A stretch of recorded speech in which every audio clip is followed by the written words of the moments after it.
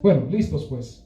Romanos 11:1 en adelante el texto establece y dice: por tanto, pregunto, ¿acaso rechazó Dios a su pueblo? De ninguna manera. Yo mismo soy israelita, descendiente de Abraham, de la tribu de Benjamín. Dios no rechazó a su pueblo, al que de antemano conoció. ¿No saben lo que relata la escritura en cuanto a Elías? ¿Acaso acusó a Israel delante de Dios? Señor, han matado a tus profetas y han derribado tus altares.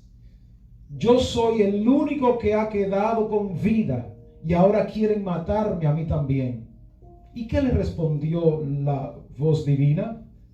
He apartado para mí 7,000 hombres, los cuales no se han arrodillado ante Baal. Así también hay en la actualidad un remanente escogido por gracia. Y si es por gracia, no es por obras, porque en tal caso la gracia ya no sería gracia. ¿Qué concluiremos? Pues que el Dios, que Israel no consiguió lo que tanto deseaba, pero sí lo consiguieron los elegidos, los que además fueron endurecidos, como está escrito. Dios le dio un espíritu insensible, con ojos ven o pueden ver, con sus oídos oyen, pero no pueden oír hasta el día de hoy. Amén.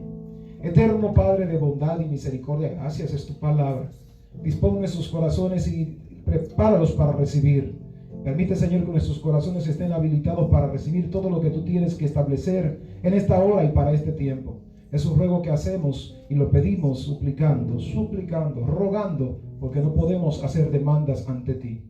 Solo podemos suplicar y rogar porque no tenemos menos que esta condición y actitud. Por tu gracia en Cristo. Amén y amén. Puede sentarse, pero no siente su alabanza. Déjela de pie.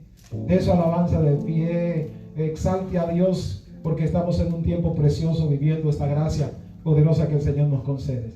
Entonces vamos a hablar obviamente de evidencias del remanente fiel. Primero debe irme al contexto. Pablo, que escribe esta carta a los romanos, la escribe en el ejercicio de las notas que fueron recibidas cuando se encuentra con Aquila y Priscila, ¿verdad? Aquella parejita que encontró en la ciudad de Atenas por ahí por el año 54 aproximadamente.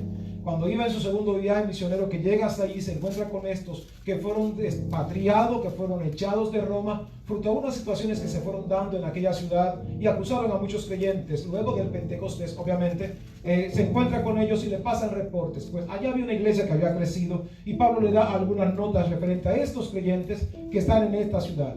Y desde el capítulo 9 hasta el capítulo 11, donde estamos leyendo, Pablo está hablando de manera específica de todo lo que tiene que ver con el orden del pueblo escogido llamado Israel. Y estoy hablando de esto en el ejercicio, quizás respondiendo a algunas inquietantes que de pronto me han hecho algunos, y me pidió alguien en días pasados que si podía hablar sobre algunos ejercicios de lo que se está dando hoy en el ambiente cristiano sobre el judaísmo dentro del cristianismo, o hay muchos cristianos volcados a lo que es la parte del judaísmo. No voy a hacer en este mensaje necesariamente profundizar en este contexto, porque tendría que tomarme y salirme mucho de lo que quiero señalar para esta oportunidad, pero muchos han vuelto a esta parte, porque de pronto solo en Israel algunos entienden que tienen las promesas. Esto va en contra de lo que establece Génesis capítulo 12, verso 3, donde el Señor habla a Abraham y le dice: y tú serás la bendición, y en ti serán benditas todas las familias de la tierra. Y si dice todas las familias de la tierra, no está hablando solo de Israel, está hablando de todas. Y me encanta que la palabra todas en el contexto griego es pleroma, plenitud, totalidad. O sea, no se acentúa. Si en el texto, en la palabra está hablando en este contexto y sentido, pues nos está implicando a nosotros. Ahora, es importante que nosotros entendamos y comprendamos todo esto. Pablo habla dentro de un pensamiento un tanto judío, para ser específico, en el libro de Romanos, que habla del endurecimiento en parte a Israel, para que luego fueran insertados y se complete la plenitud de los gentiles. Aquí no entro en discusión con algunos teólogos que de repente son de los dispensacionalistas, lo cual yo no comparto, porque si fuésemos dispensacionalistas, tendríamos que concebir los siete periodos de dispensaciones que se dan y tener un espacio intertestamentario donde ellos dicen que Dios nunca habló. No es lo que dice la Biblia, no es lo que dice la historia, no es lo que leemos en los diferentes libros deuterocanónicos que hacen notas referentes. Tampoco voy a entrar en esto porque digo, me voy a digregar demasiado demasiado y tendría que hacer mucho ejercicio teológico para afinar todo esto. Pero la verdad es que cuando pienso en todo lo que aquí se establece, y voy ya a mi tema en específico, para poder hablar sobre las evidencias del remanente fiel, lo primero es que tenemos que definir evidencias. Me voy al diccionario y dice que la palabra evidencia habla de la autenticidad, certidumbre, exactitud, certidumbre de manera concisa o clara y que se puede manifestar en lo que no puede fluctuar, dudar o oscilar. Cualquier prueba de verificación, demostración, comprobación, testimonio, fundamento, justificación de determinado o cualquier procedimiento. Detalle. O sea, si voy a tener evidencias de algo, no puedo dejar lugar a las dudas. O sea, que las cosas queden simplemente en el orden de la interpretación, que quede como a medio tinta, ¿no? Que de repente no soy, pero soy. De repente como que soy cristiano, pero como que no lo soy. De repente que soy adorador, pero como que de repente no lo soy. O sea, no. Una cosa o la otra. No pueden haber posiciones a medio tintas. Por eso a Dios le encanta frío o caliente, lo tibio, que está en término medio, no le interesa a Dios. De hecho, no es parte de lo suyo. Entonces, en la medida que nosotros podemos concebir la nota. Y esto es evidencia solo desde el diccionario. Ahora, si pienso en lo que es remanente, el diccionario define, el diccionario español define, que es un adjetivo de algo que se especializa en una cosa, elementos y objetos en particular. Ojo, pero me gusta más la palabra aquí, de lo que queda, colma, sobra, excede o rebosa en algo. O sea que remanente es algo que sobra pero que excede, que sobra pero que excede, que colma, que rebosa. Gloria al Dios del cielo. ¿Usted me está entendiendo, nota? Estamos hablando que dentro de las muchas cosas que hay, yo voy a tomar, a seleccionar. Y que de pronto, si nosotros lo pensamos en el orden del remanente, y pienso que en términos contables, ¿verdad? Nosotros lo que hacemos ejercicio, lo que estudiamos contabilidad en algún momento, sabemos que después de que se hacen los cierres de las operaciones de una empresa, del 1 de enero al 31 de diciembre, y se hace todo lo que es el arqueo contable, dice que lo que queda, lo que excede, el remanente, del orden del presupuesto o de lo que se manejó, eso que queda es la ganancia. ¿Usted sigue la nota? Después de que se hizo el cumplimiento de las labores, de las operaciones, lo que queda es la ganancia. Por consecuencia, has de entenderse que si somos remanente, somos la ganancia. No sé si alguien le arranca esto un amén, pero a mí me saca una alabanza al Señor para gloria de su nombre. Entonces, note más. Pero cuando pienso en remanente desde el punto de vista, el término griego es aquí, hulopeima. Oye esto. Pero hulop significa debajo. Peima, dejado debajo. O sea, esto habla de lo que se deja debajo de qué. Pensemos en el Salmo 91. El que habita, eso es bajo el abrigo del Altísimo. Y me encanta que luego dice, la parte subsiguiente del texto, morará bajo. Debajo. Está diciendo que lo está dejando debajo. El remanente no queda expuesto. El remanente queda bajo cobertura. El remanente queda bajo el cuidado divino. El remanente queda dentro de lo que Dios establece como garantías para ese remanente. ¿Usted me está siguiendo la nota? O sea, no es algo que alguien se lo puede llevar porque le plazca. No es algo que alguien se lo puede tomar porque de pronto, pues que sí. Entonces es importante. Ahora, ¿cuál es la condición y característica de este remanente? Dice aquí que tiene que ser fiel. El que guarda certeza y fe. Me gusta porque así dice el diccionario en español. Y lo veremos en griego en breve. Fe. Como constante en su querencia, en sus deseos y en el cumplimiento de obligaciones o compromisos. Ojo con ello. En el cumplimiento de obligaciones y compromisos. No es el que lo tira por la ventana. Como dice Salmo 15, verso 4, que aún jurando en daño propio, no por eso cambia. Pero sigue más. Que no defrauda la confianza que se guarda en él. Se puede decir como honesto, sincero y honrado. O sea, estas tres condiciones finales, honestos, sinceros y honrados, serán codependientes de si no defraudamos la confianza cumpliendo el compromiso y la obligación que tenemos asignada. Usted me sigue la nota porque no se puede hacer una cosa si no es la totalidad de todo. Entonces, cuando voy al griego, la palabra fiel es ginomai. Es un relativo a fe, como dice el diccionario en español, que usted lo puede buscar y googlear, lo que le va a dar eso mismo, que fiel es relativo a fe, pero significa en español nuevo, nacido. Así es que la evidencia de esta fidelidad del remanente es porque haya nacido de nuevo. Y solo el que nace de nuevo tendrá una comprobación en el tiempo. La fidelidad no es algo que usted lo puede expresar con palabras en momentos de euforia. En el momento en el que las cosas es nueva, en el momento en el que las cosas pues las recibimos, en la emotividad que produce el recibir algo que no teníamos. Por ello se va a probar en el tiempo. Las amistades, para el caso, hay que probarla en el tiempo. Un amigo es fiel en el tiempo. No un amigo que de repente lo conocí ahora y me volví loco porque el tipo tiene algunas señales en el tiempo. Empleados, todo el que rubrica un contrato laboral asume todo lo que la demanda a la empresa sí o sí, porque si no, no le dan el empleo. Pero ¿qué pasa con el mismo empleado una vez que le pasan los años o que le pasa el tiempo? No es el mismo empleado que después se le olvida todo lo que tenía el puntual del trabajo y empieza a hacer mañas, empieza a malgastar el tiempo, empieza a mal invertir, usar o desgastar o mal usar los insumos de la empresa. ¿Qué decimos en el matrimonio? En el matrimonio nadie dice delante del pastor o del ministro que le está haciendo, ¿verdad?, tomando juramento. Ninguno dice, yo no pretendo serle fiel.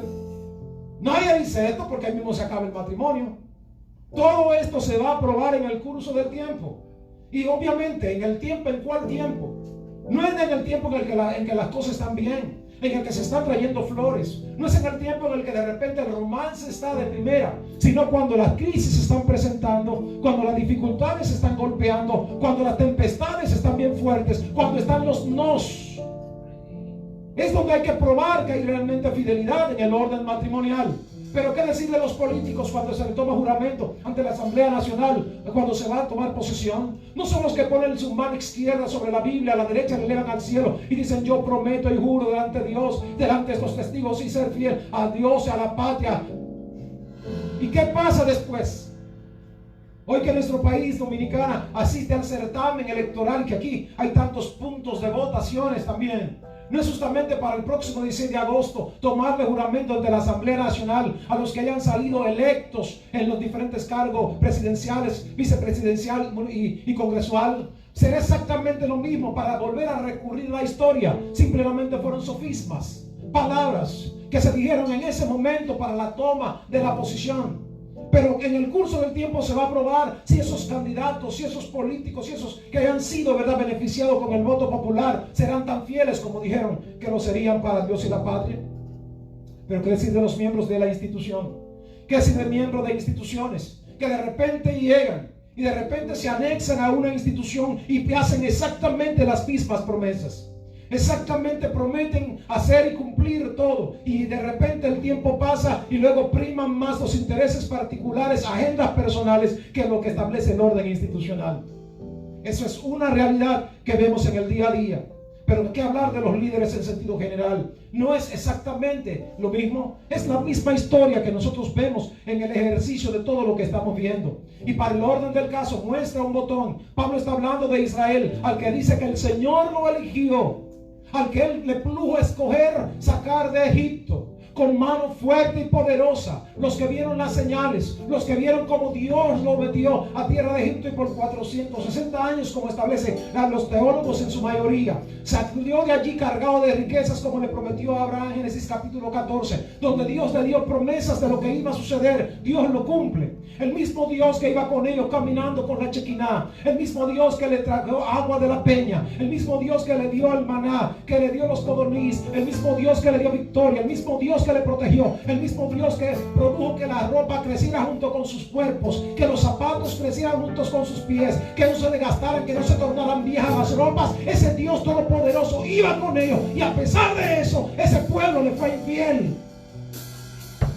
Ese Dios que iba caminando de la mano con ellos, ese mismo Dios que peleó sus batallas, ese mismo Dios que en Deuteronomio capítulo 20 verso 2 hasta el 4 dice: cuando salgas a la guerra y veas un enemigo más fuerte y poderoso que tú, estate quieto y conoce que Jehová es Dios. Jehová peleará por ti y tú estarás tranquilo.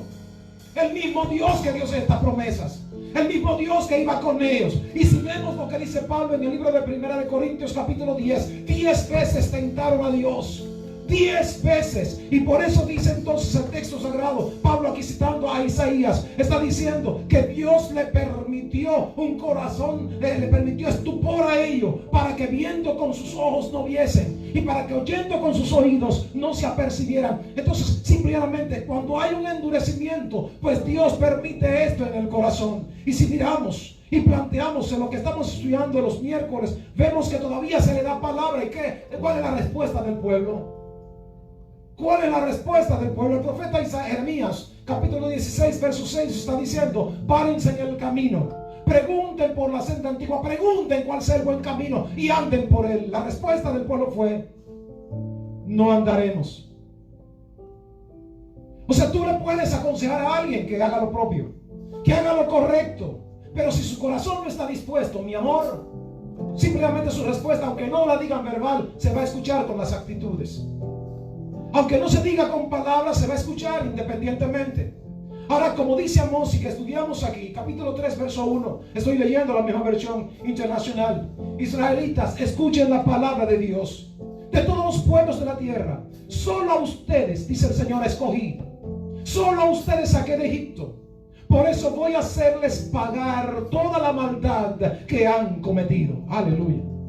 O sea, después de enviarle profetas uno tras otros, después de enviarle profetas que les alertasen, de enviarle profetas para que haya en ellos el arrepentimiento, sin embargo en ellos solo había apostasía. ¿Qué es apostasía? En el contexto del idioma latín, la palabra apostasía es apostatare, apost, volver, tratar la espalda, volver la espalda a lo que una vez se creyó o a lo que nos comprometimos. Aunque sea bajito, alábelo. A lo que una vez se creyó o se comprometió. Eso es apostasía. Apostasía no es solo salirme y cambiarme de una religión a otra. Apostasía es aún estando y pernotando dentro del mismo contexto de nuestra profesión, del ejercicio de nuestra casa, se puede ser apóstata. Pero también había rebeldía en el pueblo y esto trajo su merecido castigo y exterminio. Verso 11 de Amós 3. Por tanto, pueblo de Israel, nuestro Dios les advierte: un ejército vendrá a Samaria y la rodeará para conquistarla, derribará sus fortalezas, dejará vacíos sus palacios. Cuando un león ataca a las ovejas, el pastor lucha por salvarlas, pero solo alcanza a rescatar 2 patas o un pedazo de oreja. Así también ustedes, israelitas, ahora que viven en Samaria, querrán escapar y llevarse todo, pero solo podrán salvarse la pata de una cama o una alfombra de Damasco. Cuando a la advertencia divina está y no se presta atención, no importa que tengamos la ley, ellos la tenían. No importa que digamos ser el pueblo de Dios, ellos decían serlo. No importa que tuvieran el templo, para ellos esa era su garantía. Estaba el templo con una inversión de 54 billones de dólares para la actualidad, lo que hizo Salomón. 54 billones, no millones, billones de dólares. Y a pesar de eso, ellos subían el pecho por su arrogancia, y ahí habla de la rebeldía de ellos. Y Dios tiene que mostrar lo que iba a suceder. Pero dice más en verso 13: nuestro Dios es el poderoso Dios de Israel. También ha dicho: pongan mucha atención y adviertan a los descendientes de Jacob. Y siempre me gusta que en este caso dice el poderoso de Israel, pero dice adviertan a los descendientes de Jacob, como que marca una gran diferencia. Si sabemos que Jacob es el que suplanta, el que toma, ¿verdad?, el lugar que no le corresponde, el que engaña o el que roba. Pero cuando habla el Dios de Israel, no está hablando de una naturaleza como la que tuvo antes de ser transmutado o cambiado, o movido o mudado a la nueva naturaleza, el Israel, que es el mismo Jacob, pero tenía dentro de él el Israel. Jacob, en ese suplantador, ese engañador, ese que robaba, tenía dentro la victoria. Y dice, por eso dice: yo soy el Dios de la victoria. Pero díganle a los descendientes de los que son débiles y cometen estas debilidades o estas faltas, las muestran. Verso 14: que pronto voy a castigarlos. Díganle a esos que pronto voy a castigarlos por sus pecados que han cometido. Cuando llegue ese día, derribaré los altares que construyeron en Betel. ¿Y Betel qué significa? Casa de Dios. O sea, a veces nosotros decimos somos muy siervos de Dios. Dios sabe que yo le sirvo. Ok, dice Dios, eso va a caer si no hay actitudes, pero dice más: destruiré los cuernos del altar. Aquí habla de la fortaleza, de las garantías y las seguridades. Los cerrojos, dice aquí, los arrojaré por el suelo. Esto va a suceder. Cuando el pueblo entra en estas dinámicas, son los resultados que se tienen. Por ello, cuando empezamos a mirar que había tanta idolatría dentro del pueblo, y recordamos que esta idolatría con Baal, con Acera, con todos los dioses de los pueblos que estaban dados, era mostrado allí. Ahora, la pregunta del $1,000,000, si aquí hago aplicación o hago como haríamos en buena hermenéutica, hacer ese puente que va a conectar el pasado con el presente, para preguntarle a usted: ¿es usted idólatra? Por favor, no se acelere en contestarme, porque voy a leer la Biblia en breve. Primero de Samuel capítulo 15, verso 23. Como pecado de idolatría es la rebeldía. ¿Algún rebelde aquí o idólatra? Por favor, vuelvo a preguntar.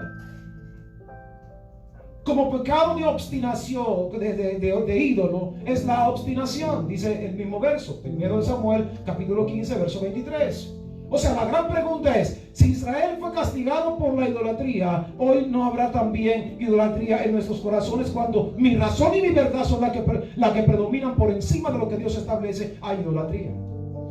Hágase tu voluntad, como en el cielo, en la tierra. Y siempre lo he dicho, no en el mundo, dice en la tierra. Dice, y si tierra en hebreo es Adán, y nuestro primer padre se llamó Adán, entonces en esta naturaleza que siempre se revela, hágase tu voluntad como se hace en el cielo. Entonces, en la medida que podemos entender la nota, primero que todo vamos a derribar cualquier argumento para establecer el nuestro, y ahí es donde está la batalla. Entonces, en el ejercicio de mirar y comprender que la rebelión tiene mucho que ver con todo esto, y entendemos que rebelión es lo que es antítesis o opuesto a lo que es obediencia. Y si la palabra obediencia, como lo he enseñado, y también lo establece el idioma hebreo Shema, la palabra obediencia, que es Shema en hebreo, significa oír con la cabeza hacia abajo para no tener distracción. Eso es obediencia. O sea, a veces no estamos pendientes de esto. Queremos oír solo lo que nos conviene. Por eso a Israel dice: el Señor le entregó un corazón de estupor, para que oyendo no escuchen y viendo no se aperciban. Cuando hay una posición opuesta a la voluntad de Dios, pues Dios, como dicen los dominicanos que son pescadores, se le suelta giro al bollo. Y después que engancha el pez, pues aquí viene, vamos a ver, a pasarte cuentas. Pero ¿qué más había en Israel? Habían atrocidades. Tanto que se hacían pasar los hijos por el fuego, dedicándolos a dioses paganos como Moloch. Eso lo vemos, está allí en tiempo de Acab. Se estaba dando, el propio Acab sacrificó de sus hijos a Dios, a un dios allí, a Moloch. Quemó a sus hijos, ponían los niños en ese dios de metal, que al rojo vivo allí colocaban los niños y morían quemados en los brazos de Moloch. Pero más, había una falsa adoración, como lo vimos en nuestro estudio del libro de Oseas. Isaías 29:3 está diciendo: este pueblo de labios me honra, pero su corazón está lejos de mí. Lo que de mí conocen son solo doctrinas y mandamientos de hombres que les han sido enseñados. Ojo con el texto. La palabra de Dios está esperando que en nosotros haya una completa adoración, como diría nuestro maestro Juan 4:21 en adelante. La hora viene y es cuando el Padre busca auténticos adoradores. Me gusta, y digo verdad, auténticos aquí, porque cuando busca la palabra verdadero en griego es ateleia, aquello que es opuesto a la mentira, aquello que es opuesto a la simulación. Y si el maestro dice verdaderos adoradores, estaba dando por sentado que había falsa adoración también en su propio tiempo. Imagina usted, Joel, 800 años antes de Cristo, está hablando de esto, y nuestro maestro está diciendo que en su tiempo había falsa adoración. Y yo pregunto, en el siglo XXI, ¿qué? ¿Habrá verdadera adoración? ¿Habrá genuina adoración?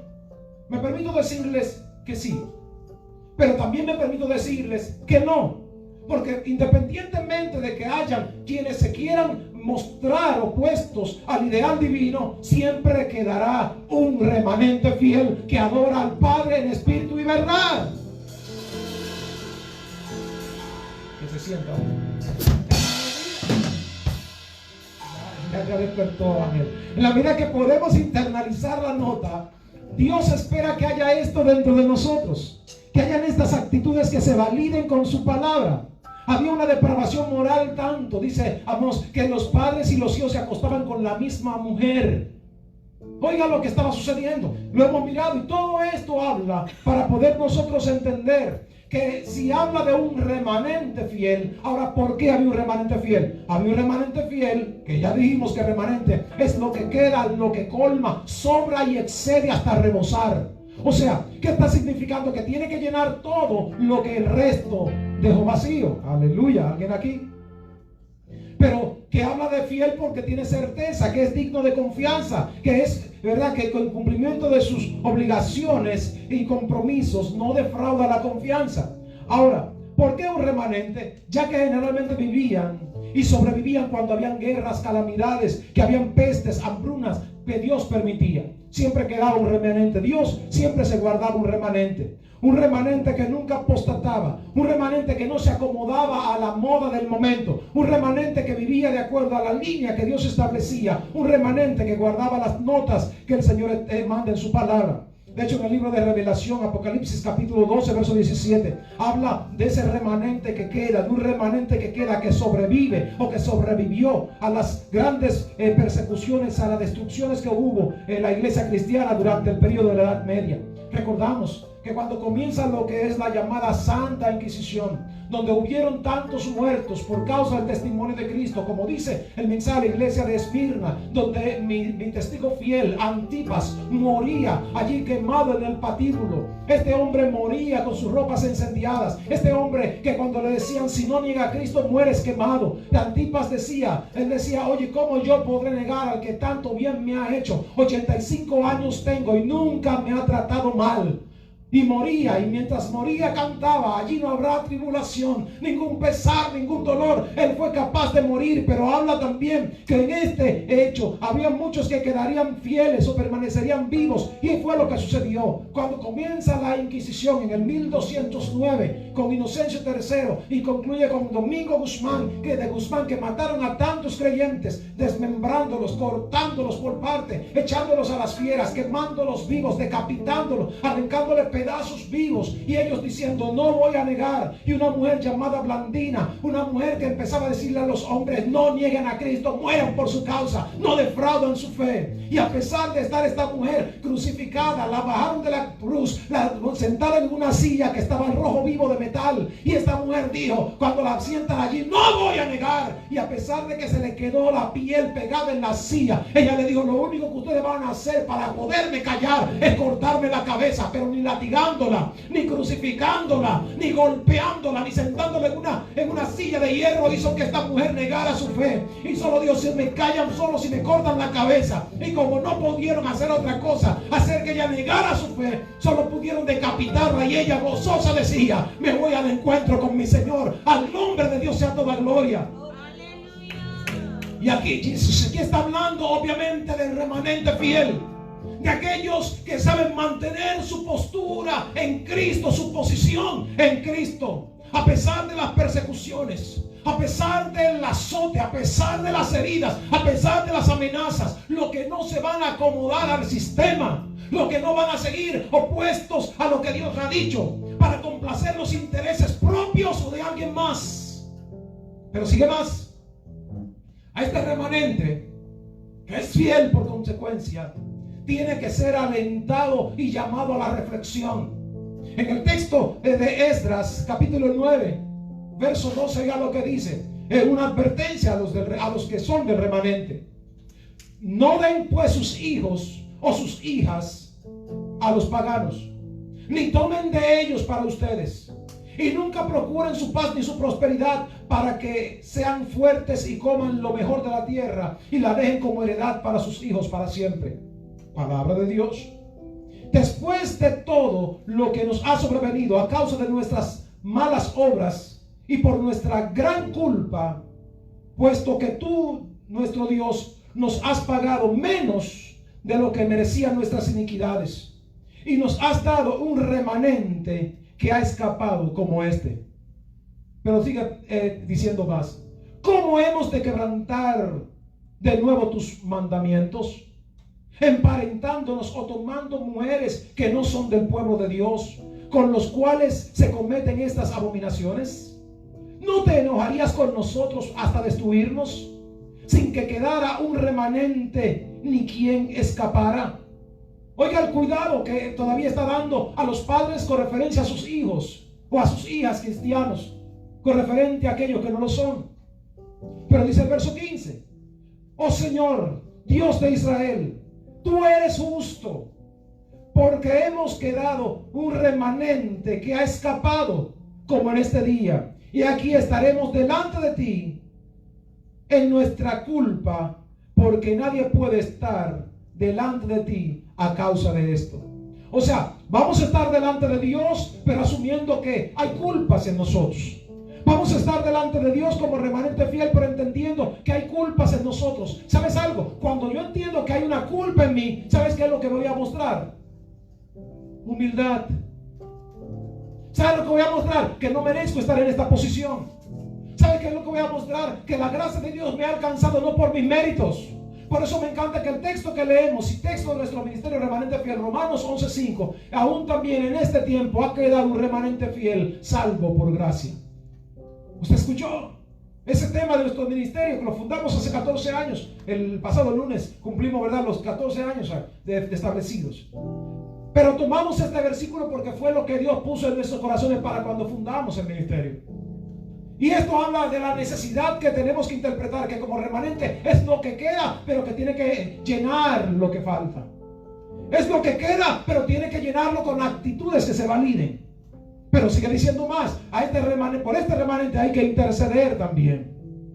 Segundo de Reyes capítulo 19, verso 4 dice: tal es el Señor, tu Dios, oirás todas las palabras de Rabsaces, a quien su señor, el rey de Asiria, ha enviado para injuriar al Dios vivo, y lo reprenderá por las palabras que el Señor, tu Dios, ha oído. Eleva pues una oración por el remanente que aún queda. Oye, está hablando de que este rey iba contra Siria, contra Judá, perdón.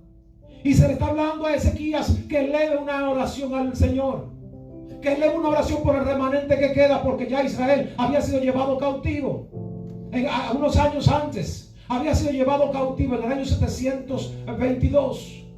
Casi 100 años antes fue llevado cautivo Israel.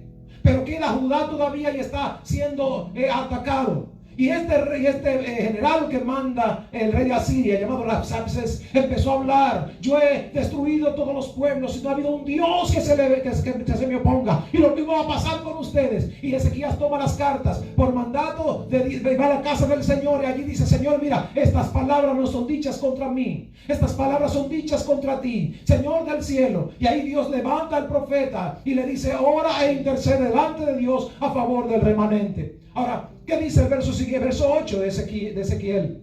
Ve capítulo 9. Aconteció que cuando ellos iban matando, quedé yo solo, y me postré sobre mi rostro y clamé: ah, Señor, destruirá todo el remanente de Israel, derramará tu furor sobre Jerusalén. Óigame, Dios siempre se va a reservar un remanente. Dios siempre se va a reservar un remanente. Lo que queda debajo, pero debajo de la cobertura del Eterno, de lo que queda con las actitudes que validen el estar bajo la cobertura del Eterno, de lo que queda para estar en esta posición, lo que queda para que pueda dar testimonio de que existe el Dios Todopoderoso. ¿Alguien me está siguiendo? Eso es lo que Dios se reserva, y se lo reserva para que las naciones sepan y para que el mundo sepa que existe un Dios al cual nosotros podemos servir. Durante esta pandemia muchos han muerto. Muchas personas con mejores calidades que las nuestras han muerto. Muchas personas con mejor vitalidad que las nuestras han muerto. Muchas personas con mejores condiciones que las nuestras se han infectado del virus. ¿Y saben qué? Dios nos ha guardado. ¿Sabes por qué? No porque hayamos tenido algún cuidado. ¿Sabes por qué lo ha hecho? Porque Él tiene misericordia.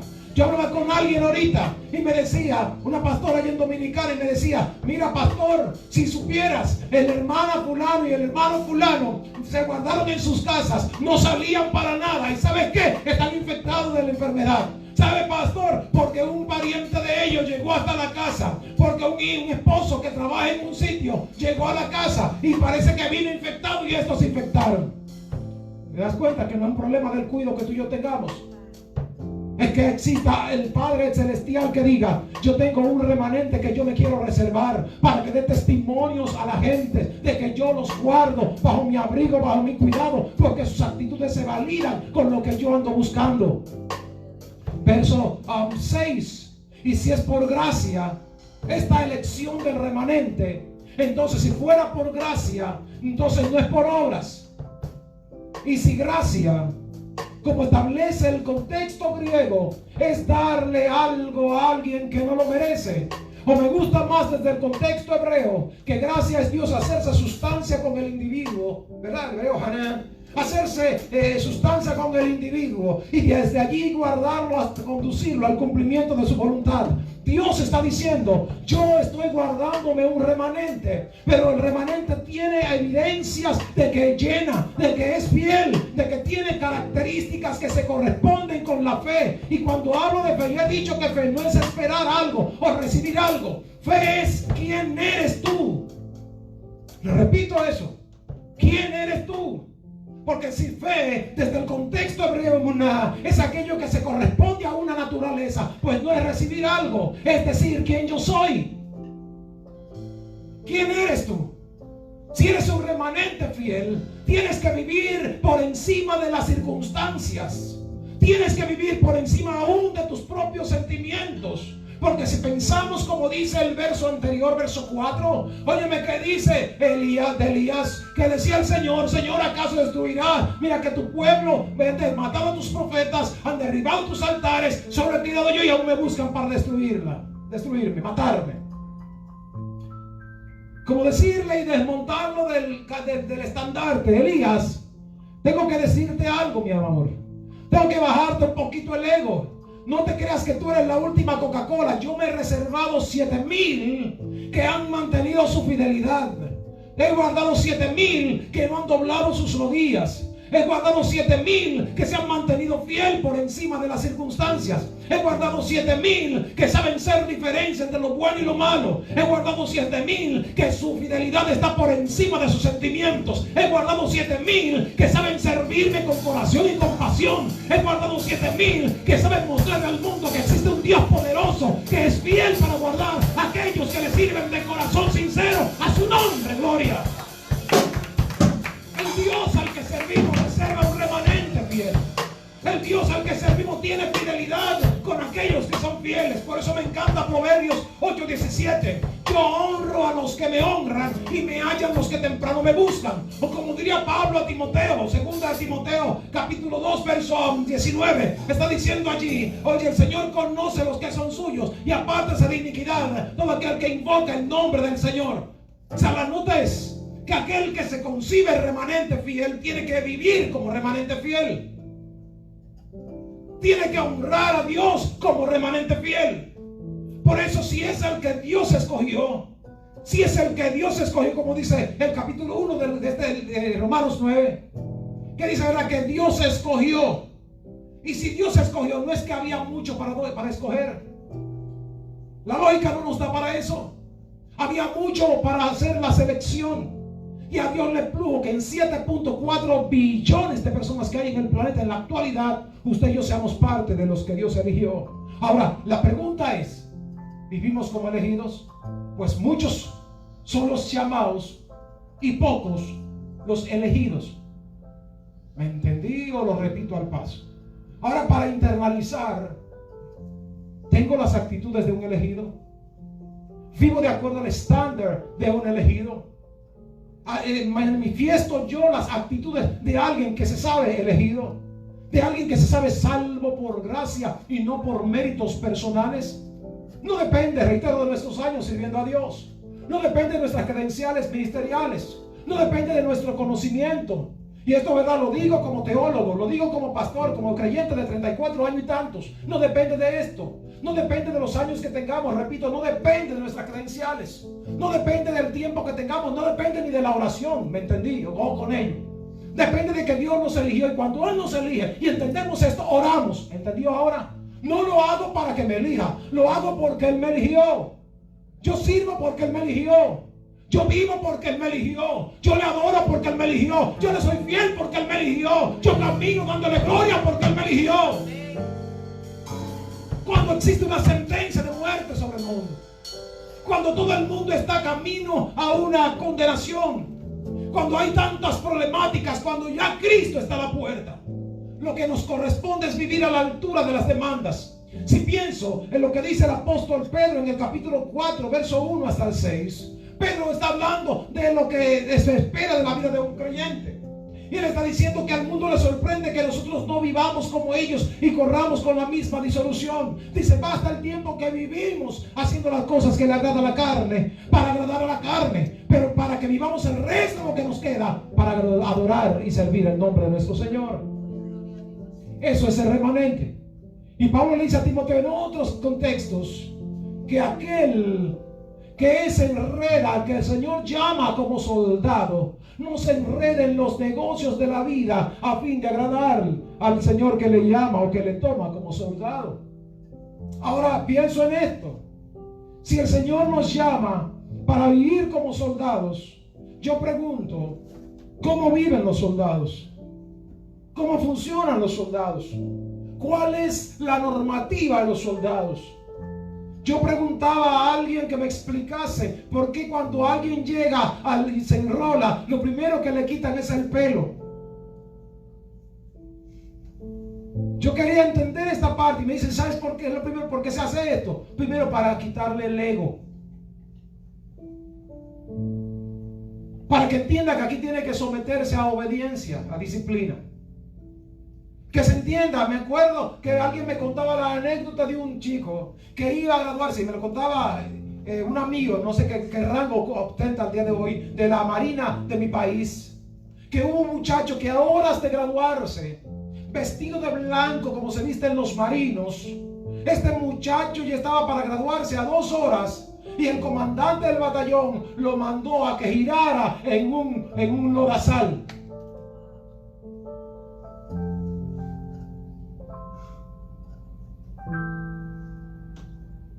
Usted y yo podemos pensar y pasarnos todo el pensamiento por la cabeza. Igual usted y yo mismo diría, ese es un abusador. El pensamiento lógico daría es esto. El pensamiento lógico diría que este tipo es un narcisista. Diría que es un sádico. Pensaría cualquiera de esos epítetos que trataran de ajustar y definir lo que este hombre hizo. Sin embargo, hay que entender que a veces hay cosas que usted y yo no entendemos, que Dios sí la entiende. Por ello, si vas al libro de Marcos capítulo 8, notarás que Cristo, Jesús, nuestro Maestro, para sanar a un ciego, lo primero que hizo fue que lo escupió en los ojos. Piensa un poquito. Si cuando a nuestro mismo Maestro lo iban a crucificar y daban puñetazos, dice Lucas que lo escupieron en el rostro. Y el escupirle era su señal de humillación. La peor degradación que se le hace en el contexto hebreo a alguien y en la actualidad es escupirle en el rostro. Y el maestro le escupió a este muchacho. Le dejo eso hasta allí para luego desenredárselo con otra prédica. Pero a veces Dios tiene que diluir el ego personal. Y a veces nosotros queremos caminar a nuestras anchas y no queremos que nada nos pase. Pero reitero, yo puedo decir cual Pedro, Señor, yo te seguiré hasta la muerte. Pero una cosa es con violín y otra diferente con guitarra. El remanente fiel exhibe su fidelidad. El remanente fiel exhibe las actitudes que se validan con referencia a la escogencia divina de Dios para él. Si entendemos que Él llamó a un remanente y también lo escogió. Y si llamado tiene 3 acepciones. Y me gusta que la segunda es entregar dones, talentos, responsabilidades, ministerios. Pero luego la tercera acepción dice, llamado para que me des cuenta de lo que te entregué. Dios nos entrega como remanente responsabilidades, dones, y luego nos pide cuenta por ello. Por ello, como este remanente Dios lo ha elegido, igual este remanente tiene que cumplir algunas normativas que Dios le demanda y les exige. Nos la exige a nosotros. Nos toca decidir si vamos a caminar de acuerdo al propósito divino o si vamos a defraudar a Dios, y eso significa no ser fieles. Leímos que fidelidad es algo que se corresponde con la escogencia, cumplimiento del compromiso, de la confianza que para no deshonrar o defraudar la confianza que se ha entregado. Entonces, a la medida que nosotros podemos internalizar todo esto, es lo que Dios está diciéndonos y lo que Dios está esperando. Y esto solamente para que usted lo internalice. La verdad es que cuando se habla la palabra de Dios, tenemos que ser confrontados. La palabra de Dios no es para que alguien se sienta alegre. Al principio, 1 Corintios, Pablo habla a los Corintios: me causó tristeza la carta que les envié, pero luego no me causó dolor, porque la tristeza que según Dios es para salvación, la tristeza que según el mundo condenación. O sea, bueno fue que los entristeciese, sigue diciendo Pablo, porque ahora han cambiado la actitud. Pueden leerlo, me encanta la Biblia, todas las respuestas están allí. De la medida que nosotros podemos entender, nos va a confrontar con nuestra vida como creyentes. ¿Cuántos años llevamos sirviendo a Dios? Yo no sé cuánto lleva usted, yo sé cuánto llevo yo. Ahora, ¿cómo vivimos de acuerdo al estándar de Dios como remanente? ¿Cómo vivimos de acuerdo al estándar de Dios, de acuerdo a lo que Dios espera de nosotros y no a lo que el sistema espera de nosotros, o lo que el mundo cristiano, entre comillas, a través de los medios nos está vendiendo? ¿Cómo vivimos nosotros? Si no nos engañamos, como dice Juan, si nuestra conciencia no nos reprende, estemos conscientes que a veces la conciencia se cauteriza y mayor que ella es Dios. En la medida que podemos estar claros de lo que el Señor espera, lo que el Señor demanda de nosotros, entonces estaremos dispuestos a entender que hay una recompensa, que hay un resultado positivo de aquello que viene. Concluyo con Apocalipsis 2:10, donde el Señor establece, y esto también cierra parte de lo que es la nota. Dice allí, hablando de la iglesia de Sardis, y me encanta que la palabra sardio, también significa remanente en español. ¿Verdad? Habla de cálculos neofrítico, como diríamos, cálculos, habla de piedra, está hablando de lo que queda, está hablando de eso que queda cuando ya se ha hecho sedazo de algo. Esta piedra, dice el Señor en el 2:10 de Apocalipsis: sean fieles, no te va a hacer nada lo que vas a padecer, porque Satanás echará a algunos de ustedes en la cárcel para que sean probados por 10 días más. El que persevere hasta el fin, el que sea fiel hasta el fin, este será salvo. La nota es que el texto sagrado pues establece puntualmente lo que Dios espera de nosotros, pero fiel hasta la muerte. Y note que dije que la fidelidad se va a comprobar y a demostrar en el tiempo. En la euforia muchos nos abrazarán y nos besarán. Eclesiastés capítulo 4, verso 13 en adelante. Se lo dejo de nota para que lo lean. Reitero, Eclesiastés capítulo 4, verso 13 en adelante. Lo dejo ahí para que lo lean, porque es un asunto de fidelidad, y reitero, se prueba con el tiempo. Pónganse ustedes de pie, aquí concluimos la nota.